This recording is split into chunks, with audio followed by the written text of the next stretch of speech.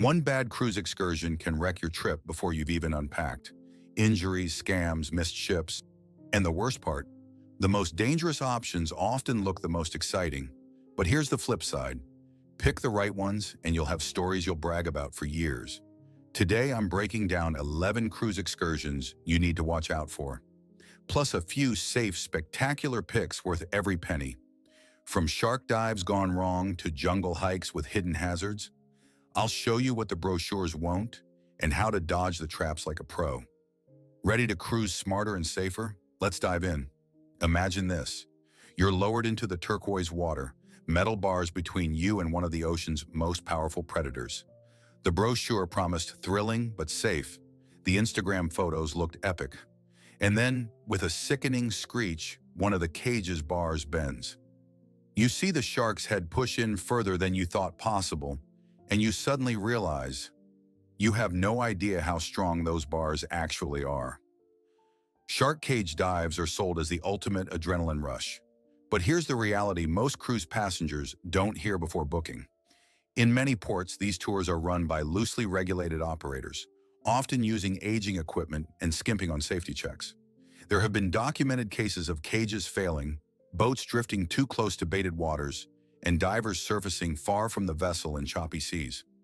Worse, if you get injured, your cruise's medical team can only do so much. Serious incidents can mean days stuck in a foreign hospital while your ship sails away without you. The fix? If you absolutely have your heart set on a shark cage dive, book only with operators certified by reputable marine safety organizations. Look for proof of recent inspections, ask about emergency protocols, and avoid any excursion that doesn't limit group size. Overcrowded cages make accidents far more likely. And here's a pro tip. Never book directly through a random vendor at the dock.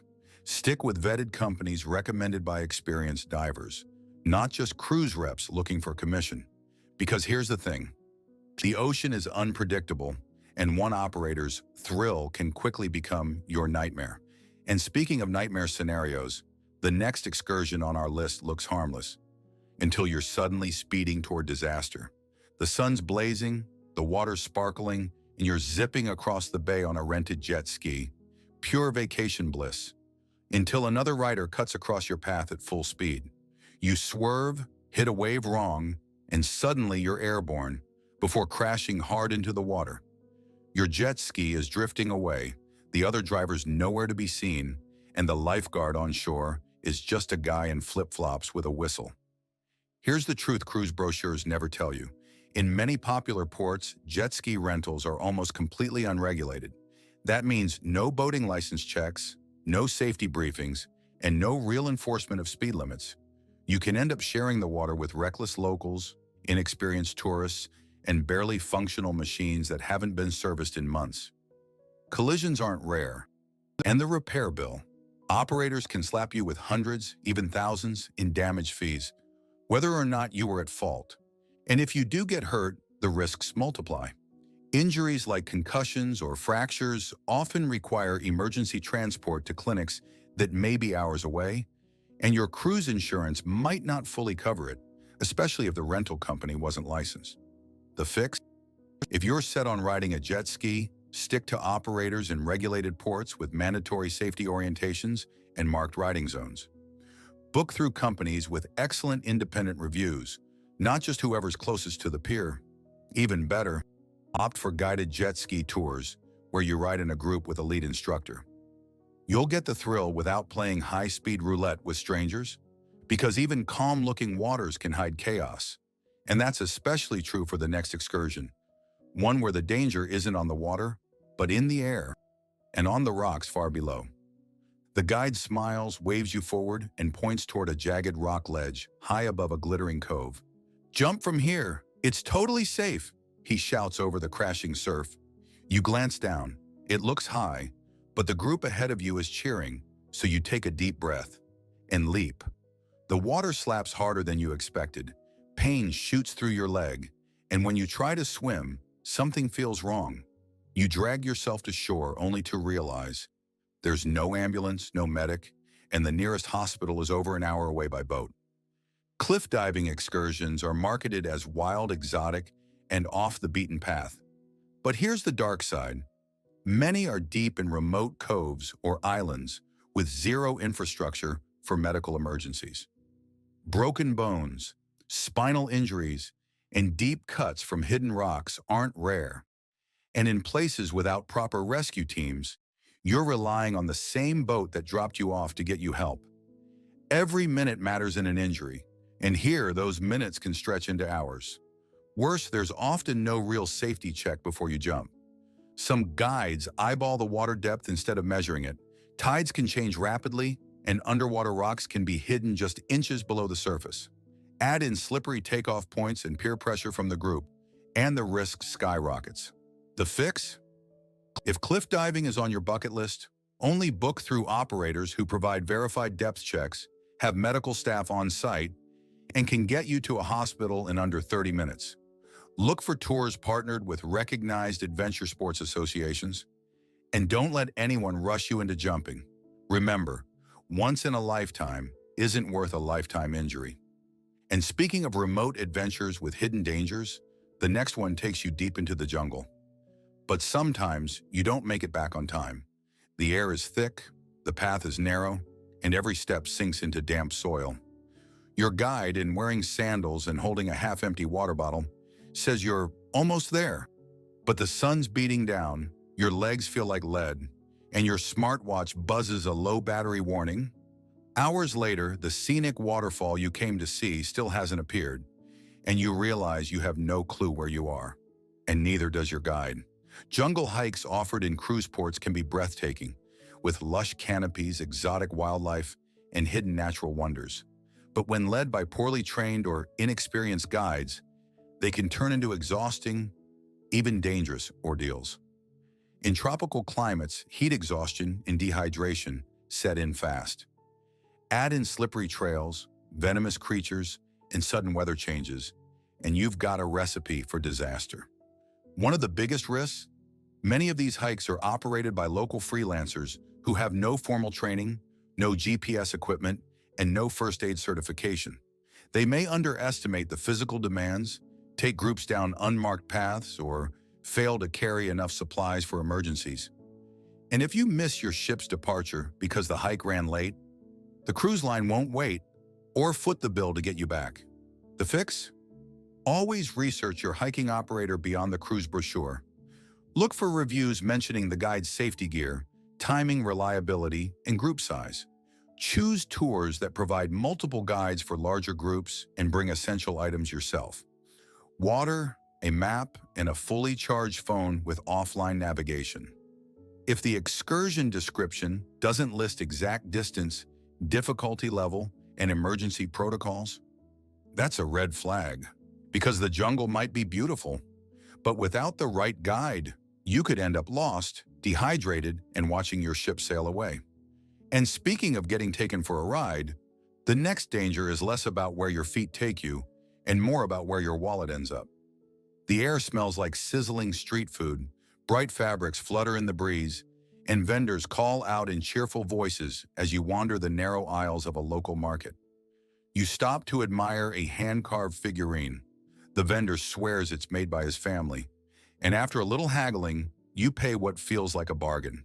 But later, back on the ship, you find the exact same figurine online for a quarter of the price, and it's mass-produced in another country entirely. These markets are often sold as authentic cultural experiences in cruise excursion brochures, but many are staged specifically for tourists. Vendors may jack up prices 300 to 500%, use aggressive sales tactics, or sell counterfeit goods. Pickpocketing is also common in crowded stalls, and scams can range from bait and switch items to charging your card multiple times. And here's the twist. Sometimes these markets aren't local at all. In certain ports, the cruise excursion company itself owns the location, meaning every overpriced trinket you buy goes right back to the same people who sold you the tour. You're not supporting small artisans. You're padding a corporation's margins. The fix? If you want genuine souvenirs, skip excursions that feature a shopping stop and instead research real markets in town, preferably ones recommended by independent travel blogs or local residents. Learn the approximate prices for popular items before you go. Carry small bills in local currency and keep valuables in a secure, hidden pouch. If you can, watch where locals shop. If you don't see any, it's probably a tourist trap. Because while a few dollars here and there might not seem like much, overpaying for junk eats into your trip's budget fast. And the next excursion on our list? It can drain your wallet and leave you questioning your morals. The moment you slip into the warm water, you're greeted by the smooth, curious nose of a dolphin. Cameras click, you laugh, and the trainers encourage you to hold on to the animal's dorsal fin for a photo-worthy ride. But then you notice something. The dolphin's skin is marked with scratches. It seems lethargic, and the enclosure feels cramped. The excitement fades into an uneasy knot in your stomach. Swim with dolphins excursions are heavily promoted as magical, family-friendly experiences, but in many cruise ports, these dolphins live in small, overcrowded pens with poor water quality and little stimulation. The stress of confinement can cause illness, aggression, or unusual behavior. Some facilities even rotate animals in and out to hide the reality from visitors, meaning you're only seeing the healthiest few at any given time. There's also a hidden health risk for you. Close contact with marine animals in poorly maintained enclosures can expose swimmers to skin infections, bacterial illnesses, or parasites. Problems that may not show symptoms until after you've left port. And if you booked through your cruise line, they'll almost never highlight these conditions because these tours are profitable partnerships. The fix? If swimming with dolphins is on your bucket list, choose only operators that run tours in the wild, where animals are free and not confined. Look for companies accredited by recognized marine conservation organizations, and avoid any facility that doesn't clearly list its animal welfare standards online. Alternatively, opt for a dolphin-watching cruise. You'll see them in their natural habitat without contributing to harmful practices. Because while a dolphin's smile might look permanent in the wrong conditions, it hides a lot of suffering.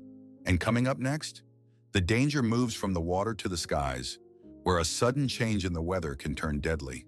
The view is jaw-dropping. Emerald cliffs, hidden waterfalls, and turquoise coves stretch below you as the helicopter glides over the island. The pilot chats casually over the headset, pointing out landmarks when a dark cloud suddenly rolls in. The wind picks up, rain lashes against the windshield, and in seconds, the calm sightseeing trip turns into a nerve-wracking struggle against turbulence. You grip the seatbelt and realize there's nowhere to land except dense jungle or open ocean. Helicopter tours are marketed as once-in-a-lifetime bucket list experiences, and they can be breathtaking. But in tropical cruise destinations, weather can shift in minutes. A sunny morning can turn into a violent squall by afternoon.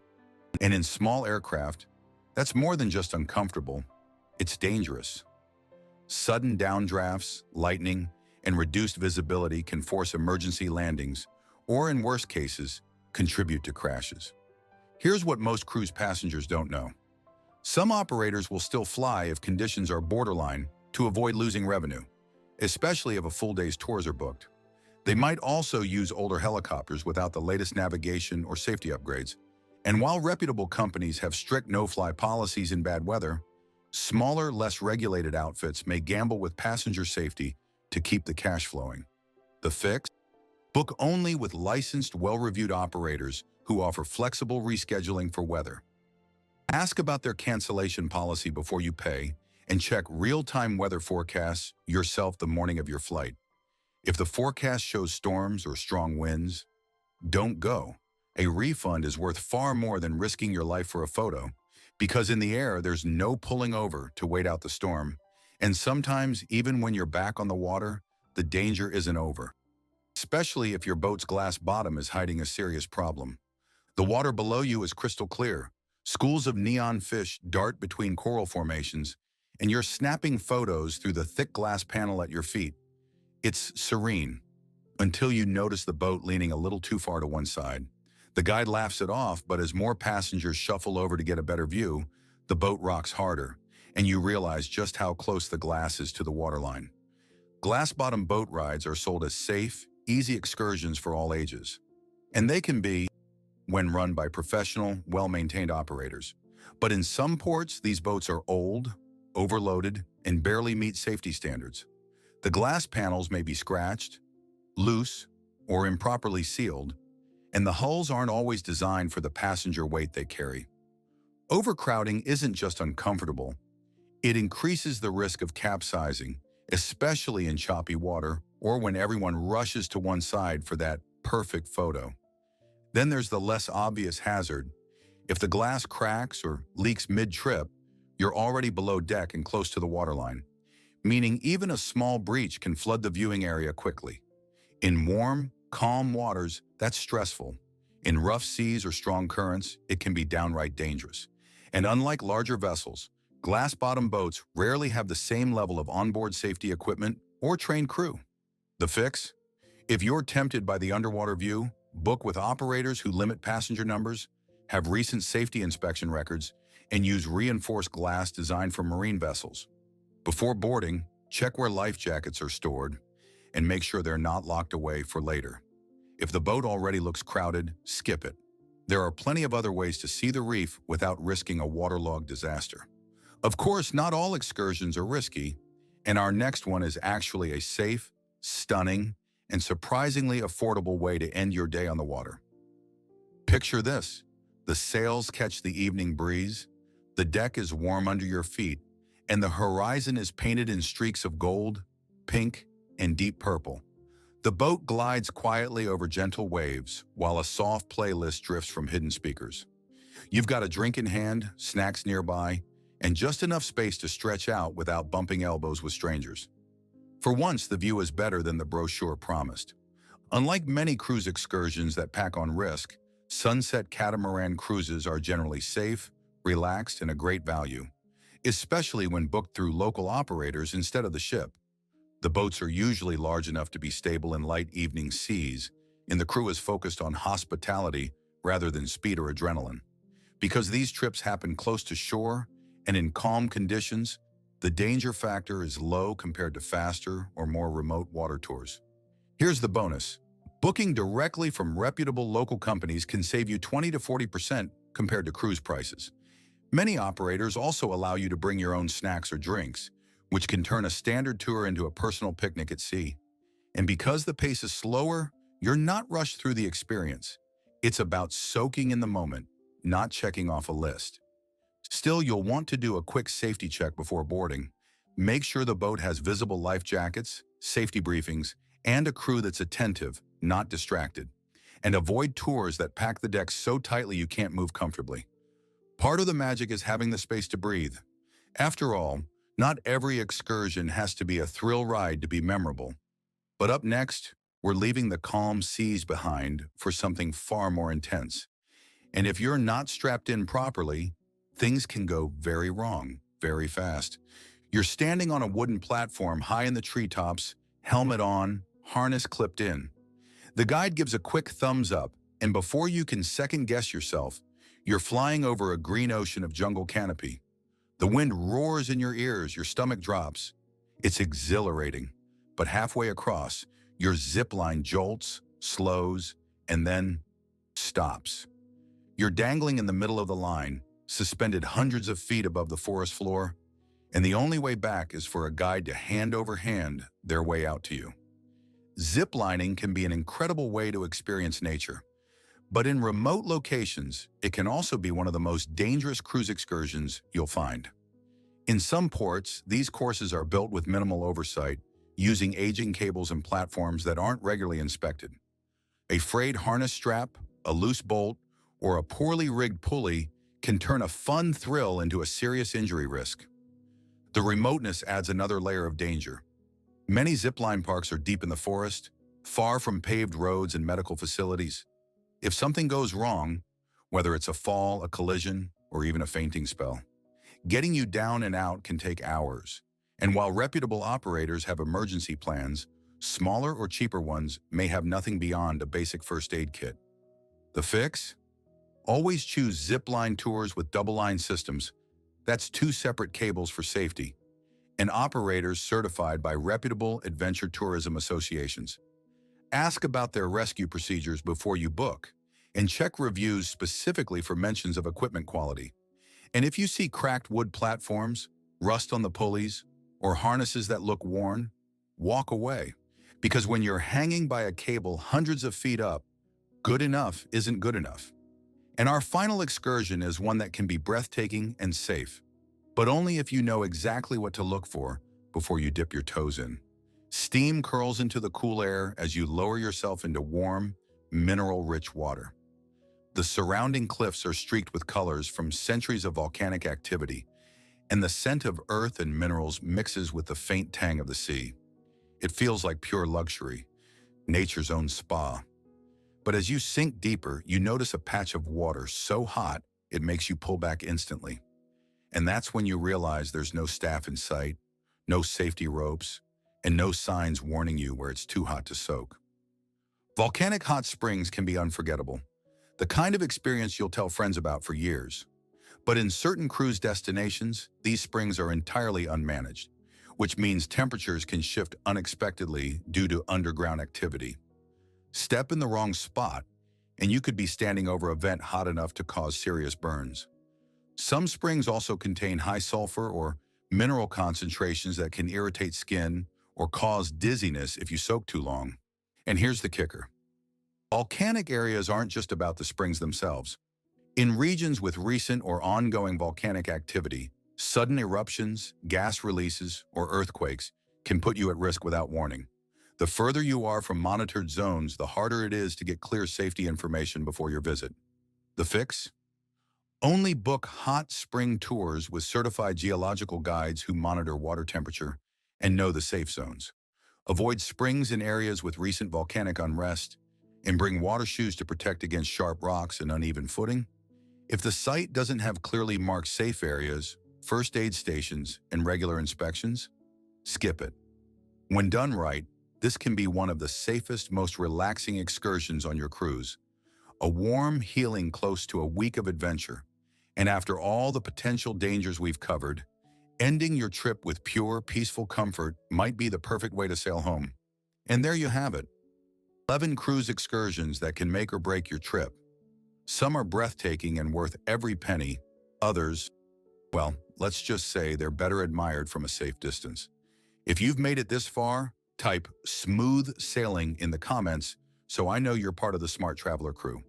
And if you learned something today, hit that like button and subscribe so you'll be ready for your next adventure without the nasty surprises. Want to make sure you're not falling for cruise scams before you even step on board? Click right here for my full list of the most common tricks cruise passengers face and how to beat them every time. Thanks for watching, safe travels, and I'll see you on the next trip.